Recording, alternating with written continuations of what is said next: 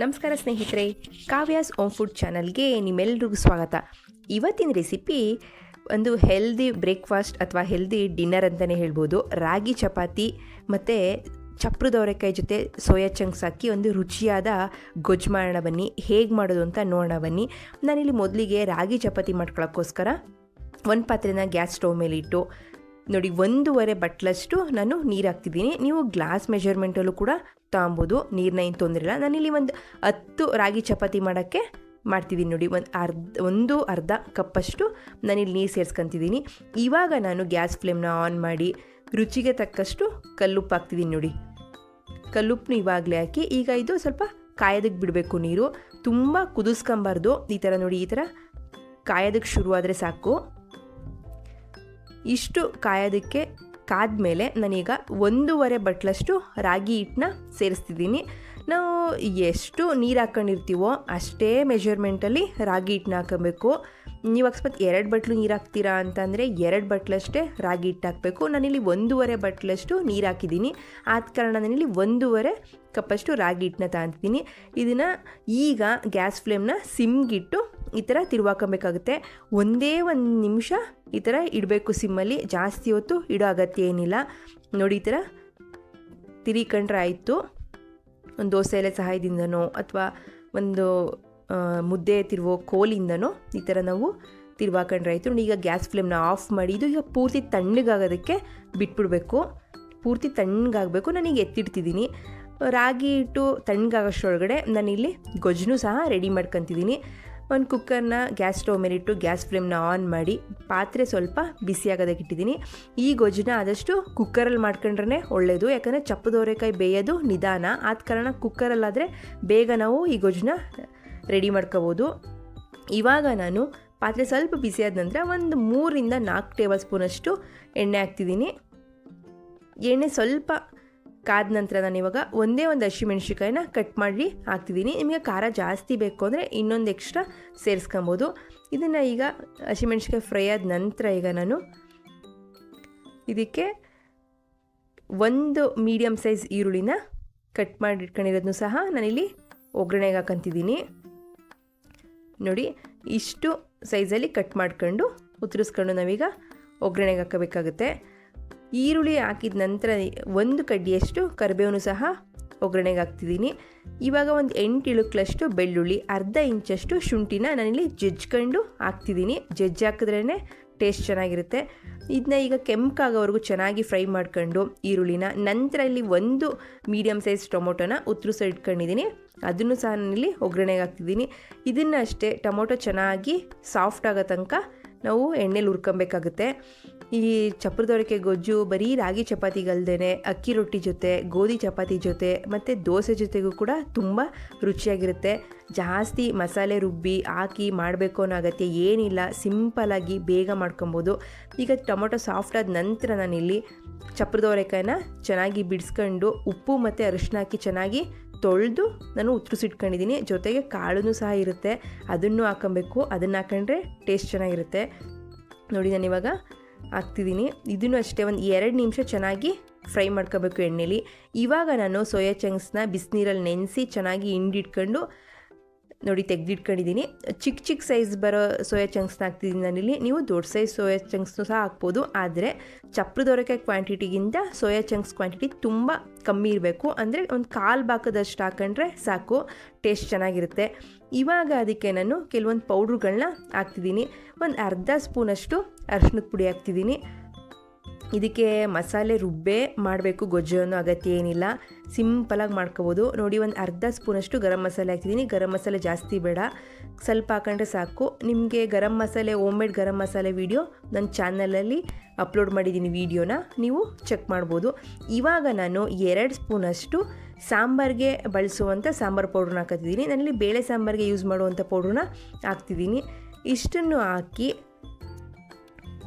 ಒಂದು ತಿರುವಾಕಬೇಕಾಗುತ್ತೆ ನಾವು. ನೋಡಿ ಇಷ್ಟೇ ಮಸಾಲೆ ಸಾಕು ಈ ಗೊಜ್ಜಿಗೆ. ಇವಾಗ ನಾನು ರುಚಿಗೆ ತಕ್ಕಷ್ಟು ಉಪ್ಪನ್ನು ಸಹ ನಾನು ಈಗಲೇ ಹಾಕ್ತಿದ್ದೀನಿ. ರುಚಿಗೆ ಎಷ್ಟು ಬೇಕೋ ಅಷ್ಟು ಉಪ್ಪು ಸೇರಿಸಿ ಇವಾಗ ಚೆನ್ನಾಗಿ 1 ನಿಮಿಷ ಚೆನ್ನಾಗಿ ಫ್ರೈ ಮಾಡ್ಕೊಬೇಕಾಗುತ್ತೆ. 1 ನಿಮಿಷ ಚೆನ್ನಾಗಿ ಫ್ರೈ ಮಾಡ್ಕೊಂಡ ನಂತರ ಇವಾಗ ನಾನು ಸ್ವಲ್ಪ ಒಂದು 1/4 ಕಪ್ಪಷ್ಟು ಹಸಿ ತೆಂಗಿನಕಾಯಿ ತುರಿನ ಸೇರಿಸ್ತಿದ್ದೀನಿ. ಇದು ಆಪ್ಷನಲ್ಲು, ನಿಮಗೆ ಬೇಕು ಅಂದರೆ ಹಾಕ್ಬೋದು, ಆದರೆ ಹಾಕಿದ್ರೆ ಟೇಸ್ಟ್ ಚೆನ್ನಾಗಿರುತ್ತೆ. ಮತ್ತು ಸ್ವಲ್ಪ ಕೊತ್ತಂಬರಿ ಸೊಪ್ಪು ಅದನ್ನು ಸೇರಿಸಿ ಇವಾಗ ನಾನು ನೋಡಿ ಈ ಥರ ಮೀಡಿಯಮ್ ಸೈಜು ಚಿಕ್ಕ ಗ್ಲಾಸಲ್ಲಿ 1.5 ಗ್ಲಾಸಷ್ಟು ನೀರು ಸೇರಿಸ್ತಿದ್ದೀನಿ. ಈ ಚಪ್ರದೋರೆಕಾಯಿ ನೀರನ್ನ ತುಂಬ ಏನು ತಗೊಳ್ಳಲ್ಲ, ಆದ ಕಾರಣ 1.5 ಗ್ಲಾಸಷ್ಟು ನೀರು ಸಾಕಾಗುತ್ತೆ. ಒಂದು ತಿರುವು ಚೆನ್ನಾಗಿ ತಿರುವಿ ನೀರು ಹಾಕಿದ್ಮೇಲೆ ಇದೊಂದು 2 ವಿಷಲ್ ಕೂಗಿಸ್ಕೊಂಡ್ರೆ ಸಾಕು. ಮೀಡಿಯಮ್ ಫ್ಲೇಮಲ್ಲಿ ಗೊಜ್ಜು ರೆಡಿಯಾಗಿರುತ್ತೆ. ನಿಮಗೆ ನೀರು ಥರ ಬೇಡ, ಡ್ರೈ ಆಗಬೇಕು ಅಂದರೆ ನೀವು 1 ಗ್ಲಾಸ್ ನೀರು ಸಹ ಸೇರಿಸ್ಕೊಬೋದು. ಒಂದು 2 ವಿಷಲ್ನ ಕೂಗಿಸ್ಕೋಬೇಕಾಗುತ್ತೆ. ಇಲ್ಲಿ ರಾಗಿ ಚಪಾತಿಗೆ ಮಾಡಿದಂಥ ಹಿಟ್ಟು ನೋಡಿ ಪೂರ್ತಿ ತಣ್ಣಗಾಗಿದೆ ನೋಡಿ, ಈ ಹದಕ್ಕೆ ಆಗಿರುತ್ತೆ. ಈಗ ಇದನ್ನು ನಾನು ಈ ಕಿಚನ್ ಸ್ಲ್ಯಾಬ್ ಮೇಲೆ ಹಾಕ್ಕೊಂಡು ಚೆನ್ನಾಗಿ ಚಪಾತಿ ಹಿಟ್ಟು ಅದಕ್ಕೆ ಚೆನ್ನಾಗಿ ನಾದ್ಕೋಬೇಕಾಗುತ್ತೆ. ನೀವು ಕರೆಕ್ಟ್ ಮೆಷರ್ಮೆಂಟಲ್ಲಿ ನೀರು ಮತ್ತು ರಾಗಿ ಹಿಟ್ಟನ್ನ ಕರೆಕ್ಟಾಗಿ ಹಾಕಿದ್ರಿ ಅಂದರೆ ಅದು ಕರೆಕ್ಟಾಗಿ ಚಪಾತಿ ಹಿಟ್ಟು ಅದಕ್ಕೆ ಬರುತ್ತೆ. ಮೆಷರ್ಮೆಂಟು ಕರೆಕ್ಟಾಗಿರಬೇಕಷ್ಟೇ. ನೋಡಿ ನಾನೀಗ ಕಿಚನ್ ಸ್ಲ್ಯಾಬ್ ಮೇಲೆ ಹಾಕೊಂಡೇ ಈ ಚಪಾತಿ ಹಿಟ್ಟು ಅದಕ್ಕೆ ಇವಾಗ ಇದನ್ನ ನಾನು ನಾದ್ಕೊತಿದ್ದೀನಿ. ಈ ರಾಗಿ ಚಪಾತಿ ಬೆಳಿಗ್ಗೆ ಬ್ರೇಕ್ಫಾಸ್ಟ್ಗಾಗಲಿ ಅಥವಾ ರಾತ್ರಿ ಲೈಟಾಗಿ ಏನಾದರೂ ತಿನ್ನಬೇಕು, ತುಂಬ ಹೊಟ್ಟೆ ಹಸಿವಿಲ್ಲ ಅಂದಾಗ ನೈಟು ಡಿನ್ನರ್ಗಾಗಲಿ ತುಂಬ ಚೆನ್ನಾಗಿರುತ್ತೆ. ಆದರೆ ಲಂಚ್ ಬಾಕ್ಸಿಗೆ ತೊಗೊಳೋಕ್ಕೆ ಅಷ್ಟು ಚೆನ್ನಾಗಿರಲ್ಲ. ಇದನ್ನು ಬಿಸಿ ಬಿಸಿ ತಿಂದ್ರೇ ರುಚಿ ಚೆನ್ನಾಗಿರುತ್ತೆ. ನೋಡಿ ನಾನು ಈ ಅದಕ್ಕೆ ರಾಗಿ ಚಪಾತಿನ ಹಿಟ್ಟನ್ನ ರೆಡಿ ಮಾಡ್ಕೊಂಡಿದ್ದೀನಿ. ನೋಡಿ ನಾವು ಈ ಗೋಧಿ ಹಿಟ್ಟನ್ನ ಹೆಂಗೆ ಕಲಿಸ್ಕೊತೀವೋ ಚಪಾತಿ ಹಿಟ್ಟು ಅದಕ್ಕೆ ರಾಗಿ ಚಪಾತಿ ಹಿಟ್ಟನ್ನು ಕಲಿಸ್ಕೊಬೇಕಾಗುತ್ತೆ. ಯಾರಿಗೆ ರಾಗಿ ರೊಟ್ಟಿ ಮಾಡೋಕ್ಕೆಲ್ಲ ತುಂಬ ಕಷ್ಟ ಅಂತ ಅನಿಸುತ್ತೆ ಅವರು ಆರಾಮಾಗಿ ಈ ಥರ ರಾಗಿ ಚಪಾತಿನ ಮಾಡ್ಕೊಂಡು ತಿನ್ಬೋದು. ನೋಡಿ ಇಷ್ಟು ಸಾಫ್ಟಾಗಿ ಆಗಿರ್ಬೇಕು. ನೋಡಿ ಈ ಥರ ಈ ಅದಕ್ಕೆ ಹಿಟ್ಟಾಗಿರಬೇಕು. ನೀವು ಕರೆಕ್ಟ್ ಮೆಷರ್ಮೆಂಟಲ್ಲಿ ನೀರು ಮತ್ತು ಹಿಟ್ಟು ಹಾಕೊಂಡ್ರಿ ಅಂದರೆ ಖಂಡಿತ ಈ ಥರ ಆಗುತ್ತೆ, ಈ ಅದಕ್ಕೆ ಬರುತ್ತೆ. ನೋಡಿ ಇದನ್ನು ಇವಾಗ ಆರಾಮಾಗಿ ನಾವು ಲಟ್ಟಿಸ್ಕೊಬೋದು. ಸ್ವಲ್ಪ ರಾಗಿ ಹಿಟ್ಟನ್ನ ಹಾಕೊಂಡು ಯಾವ ಥರ ನಾವು ಚಪಾತಿನ ಲಟ್ಸ್ಕೊತೀವೋ ಅದೇ ಥರ ಇದನ್ನು ಲಟ್ಸ್ಕೋಬೇಕಾಗುತ್ತೆ. ನೋಡಿ ನಾನು ಲಟ್ಸ್ಕೊತಿದ್ದೀನಿ.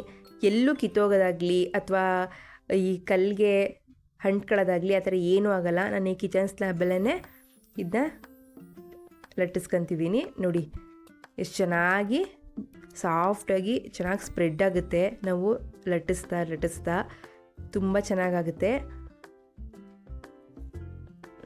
ನೋಡಿ ನಾನು ಈ ಥರ ಲಟ್ಟಿಸ್ಕೊಂಡಾಗಿದೆ. ನೋಡಿ ಎಷ್ಟು ಚೆನ್ನಾಗಾಗಿದೆ ಅಂತ, ಎಲ್ಲೂ ಕಿತ್ತೋಗೋದಾಗಲಿ ಏನೂ ಆಗೋಲ್ಲ. ಈಗ ನಾನು ಇದನ್ನ ಬೇಯಿಸ್ಕೊತಿದ್ದೀನಿ. ಕಲ್ಲನ್ನ ಕಾಯಕ್ಕಿಟ್ಟಿದ್ದೆ ನಾನು. ಕಲ್ಲಿಗೆ ಸ್ವಲ್ಪ ಎಣ್ಣೆ ಹಾಕಿ ಎಲ್ಲ ಕಡೆ ಸ್ಪ್ರೆಡ್ ಮಾಡ್ಕೊಂಡು ನಾನೀಗ ರಾಗಿ ಚಪಾತಿನ ಬೇಯಕ್ಕೆ ಹಾಕಿದ್ದೀನಿ. ಇದಕ್ಕೆ ಯಾವುದೇ ಎಣ್ಣೆ ಹಾಕಿ ಬೇಯಿಸ್ಬೇಕು ಅನ್ನೋ ಅಗತ್ಯ ಇಲ್ಲವೇ ಇಲ್ಲ. ಶುರುವಿನಲ್ಲಿ ಕಲ್ಲಿಗೆ ಸ್ವಲ್ಪ ಎಣ್ಣೆ ಸ್ಪ್ರೆಡ್ ಮಾಡಿದರೆ ಸಾಕು. ಆಮೇಲೆ ಆರಾಮಾಗಿ ಎಲ್ಲ ಚಪಾತಿಗಳನ್ನು ಡ್ರೈ ಆಗೇ ನಾವು ಬೇಯಿಸ್ಕೊಬೇಕಾಗುತ್ತೆ. ನೋಡಿ ಚೆನ್ನಾಗಿ ಬೇಯಿಸ್ಕೊಬೇಕು. ರಾಗಿ ಬೇಯೋದು ಸ್ವಲ್ಪ ನಿಧಾನ, ಆದ ಕಾರಣ ಮೀಡಿಯಮ್ ಫ್ಲೇಮಲ್ಲಿ ಇಟ್ಕೊಂಡು ಗ್ಯಾಸ್ ಉರಿನ ಈ ಥರ ಸುತ್ತ ಚೆನ್ನಾಗಿ ಬೇಯಿಸ್ಕೊಬೇಕಾಗುತ್ತೆ. ನಾವು ಒಂದೇ ಸೈಡ್ ಬೇಯಿಸ್ತೀವಿ ಅಂದರೆ ಅದು ಮಧ್ಯದಲ್ಲಿ ಮಾತ್ರ ಸೀದೋಗುತ್ತೆ. ಆದ ಕಾರಣ ಈ ಥರ ಸುತ್ತ ಚೆನ್ನಾಗಿ ಬೇಯಿಸ್ಕೊಬೇಕು. ತುಂಬ ಸಾಫ್ಟಾಗುತ್ತೆ, ಗಟ್ಟಿ ಆಗೋದಿಲ್ಲ, ಚೆನ್ನಾಗಿರುತ್ತೆ, ರುಚಿ ಚೆನ್ನಾಗಿರುತ್ತೆ. ಆರಾಮಾಗಿ ಒಂದು ಹೆಲ್ದಿ ಬ್ರೇಕ್ಫಾಸ್ಟ್ಗಾಗಲಿ ಅಥವಾ ರಾತ್ರಿ ತುಂಬ ಹೊಟ್ಟೆ ಹಸಿತಿಲ್ಲ, ಲೈಟಾಗಿ ಏನಾದ್ರು ತಿನ್ನಬೇಕು ಡಿನ್ನರು ಅಂತ ಅಂದಾಗ ಇದನ್ನ ಆರಾಮಾಗಿ ಮಾಡ್ಕೊಂಡು ತಿನ್ಬೋದು. ನೋಡಿ ಎಷ್ಟು ಸಾಫ್ಟಾಗಿದೆ. ನೋಡಿ ಮಡಿಸಿದ್ರೆ ಎಷ್ಟು ಚೆನ್ನಾಗಿ ಸಾಫ್ಟಾಗಿ ರೆಡಿಯಾಗಿದೆ ರಾಗಿ ಚಪಾತಿ. ಈ ಕಡೆ ಚಪ್ರದೋರೆಕಾಯಿ ಸೋಯಾ ಚಂಕ್ಸ್ ಗೊಜ್ಜು ಕೂಡ ರೆಡಿಯಾಗಿದೆ. ನೋಡಿ ಸ್ವಲ್ಪ ನೀರು ಥರ ಇದೆ.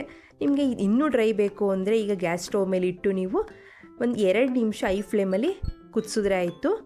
ಆ ನೀರು ಸಹ ಪೂರ್ತಿ ಡ್ರೈ ಆಗುತ್ತೆ. ನಾನಿಲ್ಲಿ ರಾಗಿ ಚಪಾತಿಗೋಸ್ಕರ ಅಂತಲೇ ಸ್ವಲ್ಪ ನೀರು ಥರ ಇರಲಿ, ಡ್ರೈ ಆಗಿ ಬೇಡ ಅಂತಲೇ ನಾನು ಸ್ವಲ್ಪ ನೀರು ಹಾಕಿದೆ ಅಷ್ಟೇ. ನೋಡಿ ಎಷ್ಟು ಸಾಫ್ಟಾಗಿ ರೆಡಿಯಾಗಿದೆ. ಗೊಜ್ಜು ಸಹ ತುಂಬ ರುಚಿಯಾಗಿತ್ತು. ನಮ್ಮ ಮನೆಯವ್ರಿಗಂತೂ ಎಲ್ರಿಗೂ ಇಷ್ಟ ಆಯಿತು. ತುಂಬ ಟೇಸ್ಟಿಯಾಗಿರುತ್ತೆ ಈ ಗೊಜ್ಜು. ಇದನ್ನು ನೀವು ಗೋಧಿ ಚಪಾತಿ ಜೊತೆ, ದೋಸೆ ಜೊತೆ, ರೊಟ್ಟಿ ಜೊತೆಗೂ ಕೂಡ ಟ್ರೈ ಮಾಡ್ಬೋದು. ತುಂಬ ಚೆನ್ನಾಗಿರುತ್ತೆ ಮತ್ತು ಈಸಿಯಾಗಿ ವಿತಿನ್ ಒಂದು 10 ಮಿನಿಟ್ಸ್ಗೆಲ್ಲ ಈ ಗೊಜ್ಜು ರೆಡಿಯಾಗುತ್ತೆ. ಒಮ್ಮೆ ಟ್ರೈ ಮಾಡಿ ಚಪಾತಿ ಮತ್ತು ಗೊಜ್ಜು ಎರಡೂ.